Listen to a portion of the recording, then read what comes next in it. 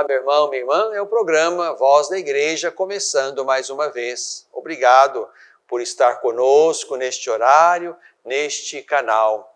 Vamos, mais uma vez, partilhar as alegrias da fé e da missão, unidos ao Papa Francisco, no caminho da missão de cada dia. Vamos adiante, construindo o reino, esperando Jesus voltar, caminhando para a plenitude que nós esperamos na fé. Bebendo da fonte é o nosso primeiro bloco. Vamos mergulhar no mistério da Palavra de Deus, escrita na Sagrada Escritura. Mergulhar no mistério do texto que vamos ler neste domingo, da solenidade de São Pedro e São Paulo, dia do Papa. Vamos então, a partir do texto de Mateus, também compreender a nossa missão a partir de Jesus Cristo, aquele em quem cremos e para quem vivemos e servimos neste mundo, a fim de que a nossa presença e a nossa fé sejam profundamente marcadas por este olhar sobre Jesus, aprendendo tudo dele, nosso Mestre e Senhor. O texto que vamos ler na liturgia deste domingo é o texto de Mateus. Mateus capítulo 16, versículos 13 a 19. Naquele tempo, Jesus foi à região de Cesareia de Filipe e ali perguntou aos seus discípulos: quem dizem os homens ser o Filho do Homem? Eles responderam: alguns dizem que é João Batista, outros que é Elias, outros que é Jeremias ou um dos profetas. Então Jesus disse-lhes: e vós, quem dizeis que eu sou? Simão Pedro respondeu: tu és o Cristo, o Filho do Deus vivo. Jesus então declarou: bem-aventurado és tu, Simão, filho de Jonas, porque não foi carne e sangue que te revelaram isso, mas meu Pai que está nos céus. Por isso eu te digo, tu és Pedro, e sobre esta pedra construirei a minha igreja, e as portas do inferno não prevalecerão contra ela. Eu te darei as chaves do reino dos céus. Tudo o que ligares na terra será ligado nos céus, e tudo o que desligares na terra será desligado nos céus. Meu irmão, minha irmã, no nosso calendário fixo, dia 29 de junho, é a festa de São Pedro e São Paulo. Mas aqui estamos falando das duas colunas da igreja. Por isso esta festa se torna solenidade no domingo próximo a esta data. Como então fazemos neste domingo 4 de julho. E mais uma vez então nos voltamos para estes dois pilares da nossa fé. Mas vamos nos deter neste primeiro bloco no texto de Mateus que nós ouvimos. Depois de um caminho de missão, depois de palavra, de gestos, de milagres, de convivência, de resistência, de pregação, de formação deste pequeno grupo que Jesus levava consigo, os 12, então aqui Jesus os leva a um lugar separado, como quem os tira para um retiro. Foi a região de Cesareia de Filipe. E ali Jesus então quer com eles, digamos, avaliar um caminho, avaliar o caminho percorrido. E Jesus põe a eles duas perguntas, uma acerca do olhar da multidão, o olhar das pessoas sobre ele, e depois a pergunta bem específica, e certamente esta ali era ainda mais oportuna, a pergunta acerca do olhar deles. os que estavam com ele mais de perto e sempre, o olhar deles sobre Jesus mesmo. E aí há, portanto, duas considerações importantes. Aqueles que estavam com Jesus, a multidão, os homens e as mulheres que o acompanhavam, esses conseguem ver Jesus com uma presença forte, diferenciada, associando Jesus a grandes personagens da fé. João Batista, Elias, Jeremias, homens de grande quilate, que ocupavam um lugar importante no caminho da fé judaica. Mas aqui ainda não conseguiram enxergar Jesus para além de um grande homem que falava e agia com o peso de autoridade de profetas de outro tempo.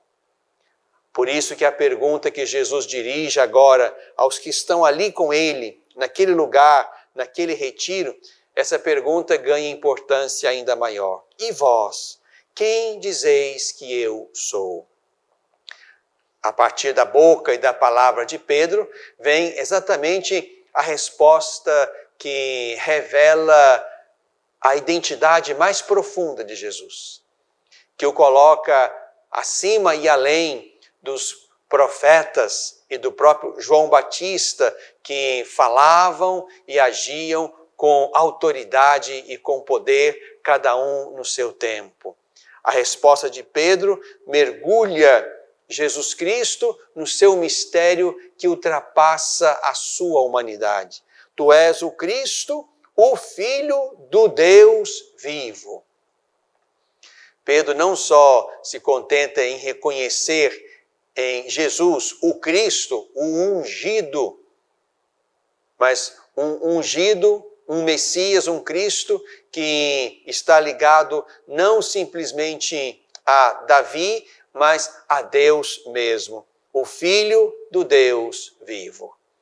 É em cima então dessa resposta certa que Jesus constitui Pedro como a pedra a partir da qual a igreja será construída, o poder do inferno não vai prevalecer e que leva consigo, por decisão e desejo de Jesus, o poder de ligar e desligar. É em cima dessa profissão de fé de Pedro, que representa também a fé daqueles que estão com ele, é em cima desta profissão de fé que Jesus, então, estabelece a primazia de Pedro e também, a partir dessa resposta certa, confere àquele grupo dos 12 a missão importante de levar isto aos demais, como o patrimônio que a igreja leva consigo como missão e anúncio. É importante, meu irmão, minha irmã, percebermos que aqui estamos num momento decisivo na relação de Jesus com os seus discípulos. Os textos que vêm depois, nós encontramos Jesus que anuncia a sua paixão, convida ao seguimento e à renúncia, e só depois, então, se manifesta na sua glória lá no alto do Monte Tabor, na experiência da transfiguração. Então aqui estamos, digamos, num momento cronológico em que os discípulos apostam no Senhor sem perceber que esse Messias, de fato, é aquele que vai se revelar como tal na via da paixão, da morte e da ressurreição. E só vão poder, de alguma maneira, saborear isto na transfiguração no momento posterior. Digamos aqui, estamos com os discípulos no risco da fé. Por tudo aquilo que viram e ouviram até então, é em cima disto que olham para Jesus e atribuem a ele muito mais do que uma palavra forte e profética, mas atribuem a Jesus, como de fato ele é, atribuem a Jesus o messianismo e a filiação divina. Tu és o Cristo, o Filho do Deus vivo. esta certeza, essa verdade, essa profissão de fé, Pedro e os outros vão compreendê-la ao longo do caminho, percebendo que este Cristo de Deus vai se revelar e mostrar-se como tal, não na via do triunfalismo, da exultação, do aplauso, mas na via da entrega, da cruz e da morte. E é preciso segui-lo aí.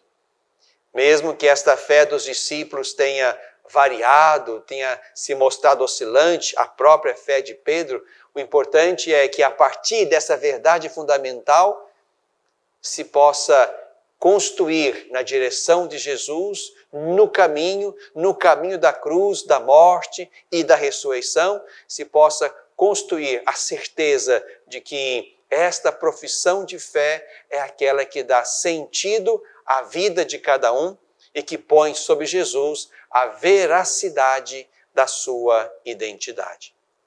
Por isso, convido você, meu irmão, minha irmã, a também responder todos os dias a esta pergunta. Quem é Jesus para você? É esta pergunta que funda a nossa fé.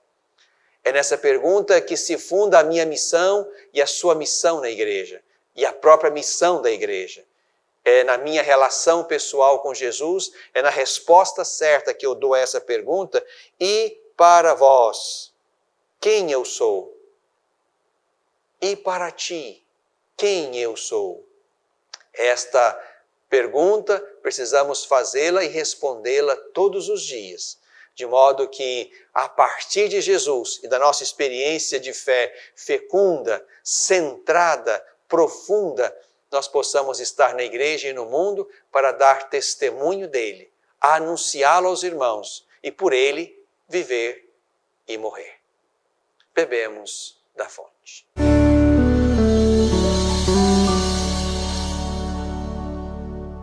Você sabia que parte do que você paga de imposto de renda pode ser direcionado ao Lar dos Idosos de Divinópolis? É uma maneira bonita de expressar compaixão e de contribuir com os idosos de nossa cidade.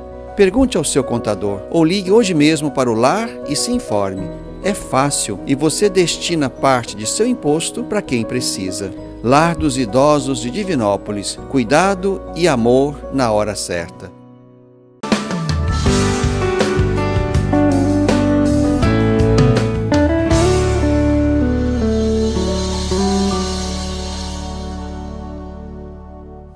No coração deste tempo, estamos celebrando a solenidade de São Pedro e São Paulo. Pedro e Paulo, dois que souberam responder à pergunta de Jesus. E para vós, quem eu sou? Pedro respondeu na primeira hora, Paulo na segunda hora, e esses dois, com as suas respostas construídas no caminho da vida, com crises, oscilações, avanços, retrocessos, esses dois construíram sobre esta resposta: tu és o Messias, tu és o Cristo, tu és o Filho do Deus vivo. Em cima dessa resposta e dessa profissão de fé, Pedro e Paulo construíram e deram sentido às suas vidas e às suas mortes. Ambos, por causa de Cristo, viveram, por causa de Cristo, morreram. Então celebramos esta solenidade para nós importante, as duas colunas da igreja, Pedro e Paulo.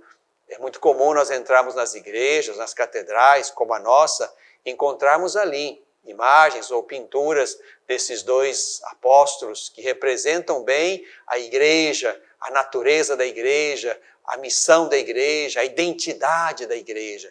Por isso, nesse segundo bloco, vamos visitar um pouco, a partir de Pedro e Paulo, o mistério da igreja, a natureza da igreja.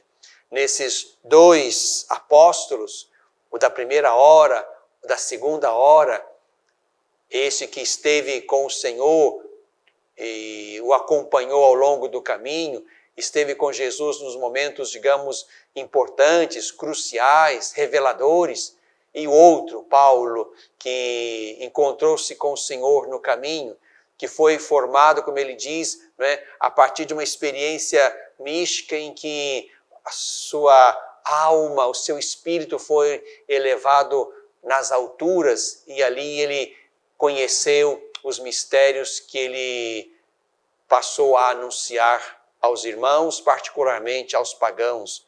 Então são dois, Pedro e Paulo, dois que no seu perfil de fé e de apostolado revelam traços bonitos da igreja.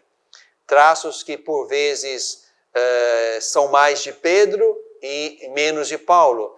Traços que circulam entre eles. Traços que os dois levam consigo ao mesmo tempo, mas são traços que nos ajudam a perceber que a natureza da igreja pode ser enxergada de modo muito bonito e claro no modo como esses dois viveram e assumiram a sua fé e a sua missão. Portanto, são binômios que, pensando Pedro e pensando Paulo, binômios que nos ajudam a compreender a igreja. A igreja é missão e mística. Missão que Pedro representa bem, mística que Paulo representa bem. Missão e mística que os dois representam bem. Precisamos sim nos cansar na fadiga, e esta é a missão, mas precisamos também ser arrebatados na nossa experiência espiritual para beber da presença e do mistério de Cristo, como Paulo fez também a seu modo, e aí funda o seu apostolado e o seu ministério. Fazer e pensar. Pedro representa aquele que faz, aquele que se ocupa da tarefa, da atividade, da pregação, da missão. Paulo, por aquilo que escreveu, meditou, rezou, é aquele que representa bem o pensar, a fé. A fé tem, portanto, a dimensão do fazer, do agir, da atividade, mas também tem a dimensão do pensar. Precisamos pensar, colocar a razão sobre a fé e o mistério, penetrar a fé pela via da razão, de modo que a razão reverente organize, tanto quanto possa, o mistério da fé. Fé e razão não são contraditórios. A fé produz conhecimento. A razão se deixa também incomodar e excitar pela fé que quer ser compreendida e penetrada pelos meios e pelos instrumentos com os quais a razão pode penetrar o mistério da fé. Portanto, fazer e pensar. Isso se mistura também entre esses dois, mas são também traços bonitos da igreja. Instituição e carisma. Enquanto Pedro, aquele que foi colocado como o primeiro, aquele que recebe as chaves, aquele que tem o poder de ligar e desligar, e com ele a igreja, enquanto Pedro representa a instituição, Paulo representa o carisma, o dom, o talento que Deus põe sobre ele, a fim de que isso seja importante e útil à missão naquela hora e nesta hora. Instituição e carisma. Aqui também estão traços bonitos da igreja. Dentro e fora. Pedro, enquanto se ocupa dos judeus que se abrem à fé em Jesus, Paulo é aquele que dialoga com os pagãos, com os que estão fora, com os que não conhecem a tradição religiosa dos judeus, mas também a eles o Senhor Jesus quer ser anunciado e ser, no meio deles, ser acreditado. Esta é a missão, portanto, que cabe a Paulo, anunciar o Senhor aos de fora, aos pagãos, dentro e fora. Essa também é uma outra característica bonita e importante da igreja. Cuidar dos seus para dentro, mas também abrir-se para fora. Culto e diálogo. Culto a Deus. E Pedro representa isso muito bem. Diálogo com o mundo. Paulo representa isso muito bem. Cátedra e caminho. Pedro representa a cátedra, o lugar fixo a partir do qual preside, governa, pastoreia a igreja. Paulo é o missionário, o que está, portanto, no caminho, aquele que se suja na estrada para anunciar Jesus a todos. Perceba então, irmãos e irmãs, que esses binômios traduzem não só esses dois e circulam entre eles, mas também são duas palavras que traduzem cada binômio do seu jeito, o mistério da igreja. A igreja também é, ou deve ser, missão e mística. A igreja deve fazer e pensar. A igreja é instituição e carisma. Deve olhar para dentro e para fora. Deve dedicar-se ao culto e ao diálogo. Deve ser cátedra e caminho. Isso é muito importante que nós entendamos, porque celebrar Pedro e Paulo é celebrar o mistério da igreja que está no mundo, com o poder das chaves, como lembra Jesus, ligar e desligar, mas também com a missão de levar a todos a salvação que Jesus tem e oferece.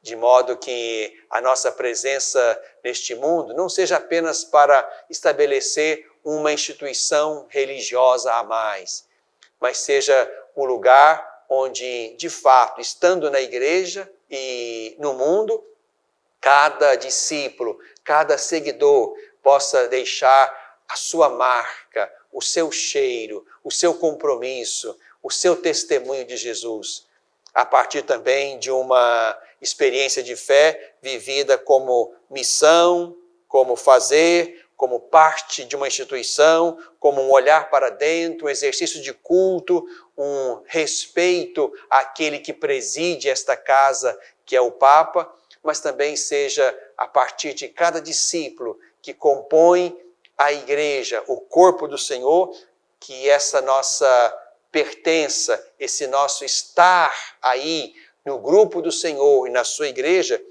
seja também uma experiência de mística, de pensar o mistério, de saborear o carisma, de olhar para fora, de dialogar com o mundo, de manter-nos no caminho.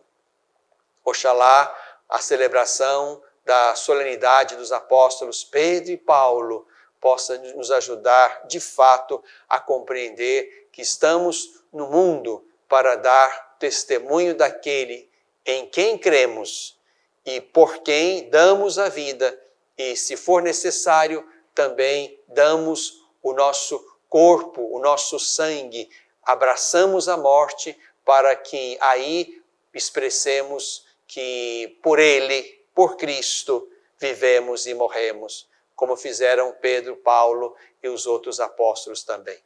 Neste dia, nessa solenidade dos apóstolos Pedro e Paulo, também celebramos o dia do Papa.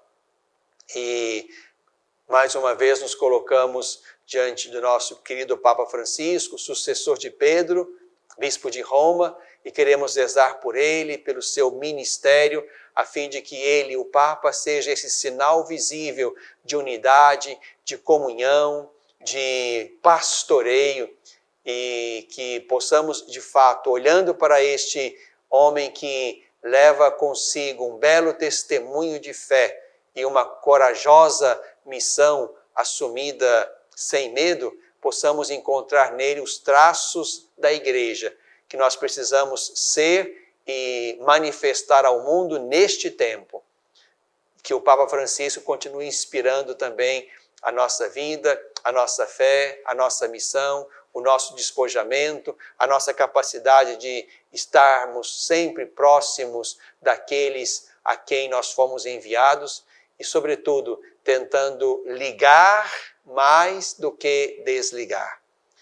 Se Jesus dá a Pedro a tarefa de ligar e desligar, o que Jesus queria que acontecesse mais e melhor fosse aquela de ligar. Pela competência, pela qualidade do anúncio que faz com que os corações se abram e se liguem a Jesus. Aqui estaria, digamos assim, o sucesso e a fecundidade da missão. Não propriamente, o ato de desligar, como se isso fosse tão bom quanto aquele de ligar a Cristo e ligar ao céu. Oxalá possamos construir com qualidade, com competência, com amor, com testemunho, este vínculo que liga os corações a Deus e ao céu. Que a nossa relação com o Papa Francisco nos leve, portanto, à missão que seja muito mais a de ligar a Cristo e ao céu do que desligar. No coração deste tempo.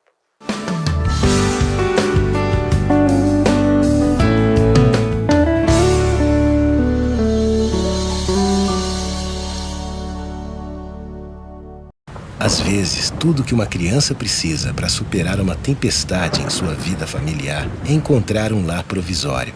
Uma família que a acolha por um tempo, enquanto sua própria família se reestrutura para recebê-la de novo.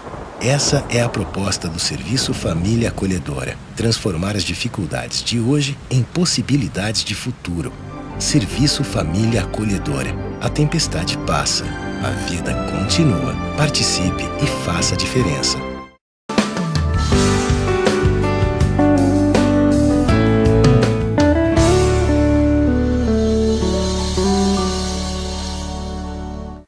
Na tradição da Igreja. Este é o nosso último bloco do programa Voz da Igreja. Na tradição da Igreja há muitas coisas boas e belas e uma delas é certamente a solidariedade, a caridade que circula entre a Igreja e os seus membros.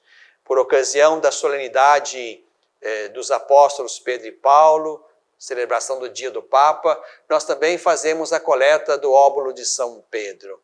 Aqui estamos diante de uma coleta importante, onde cada comunidade, a menor e a maior delas, cada comunidade dá do seu pouco ou do seu muito.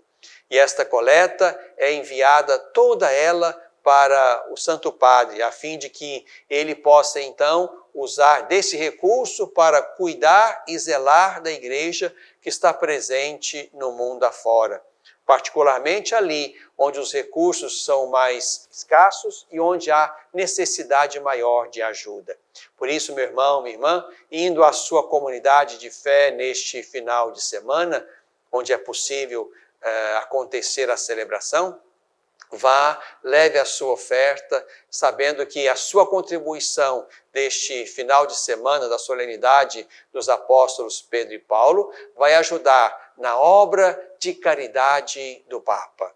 De maneira que a sua ajuda e a ajuda de cada comunidade, pequena ou grande, esta ajuda vai ser preciosa, bendita, oportuna, a fim de que a missão de zelar pelo bem de toda a igreja seja mantida a partir do coração zeloso do Papa Francisco, que já demonstrou afeto e ajuda também para com o nosso país nesse tempo de pandemia. O Papa tem sido sempre muito generoso, como foi conosco, como também foi já com outros países que sofreram grandes dificuldades, seja pela pandemia ou pelas investidas destruidoras da natureza, ou diante da grande pobreza ou miséria em que vivem povos e países inteiros. O Papa sempre mostrou-se muito atento, muito pronto a ajudar. E ele faz isso, sobretudo, com esta coleta que chega do mundo todo para socorrer as comunidades mais pobres e necessitadas. Não deixe de colaborar. Na tradição da igreja existe, portanto, esse belo caminho, esse exercício bonito da caridade, da solidariedade, da partilha, onde os irmãos daqui ajudam os irmãos de lá. E quem preside a igreja na caridade e quem reparte esses dons, porque tem um olhar sobre o mundo todo, é o Papa Francisco neste tempo. Vamos ajudá-lo a sanar muitas dificuldades, feridas e misérias neste mundo, com a pequena colaboração que nós e nossas comunidades podemos dar para o óbolo de São Pedro, na tradição da Igreja.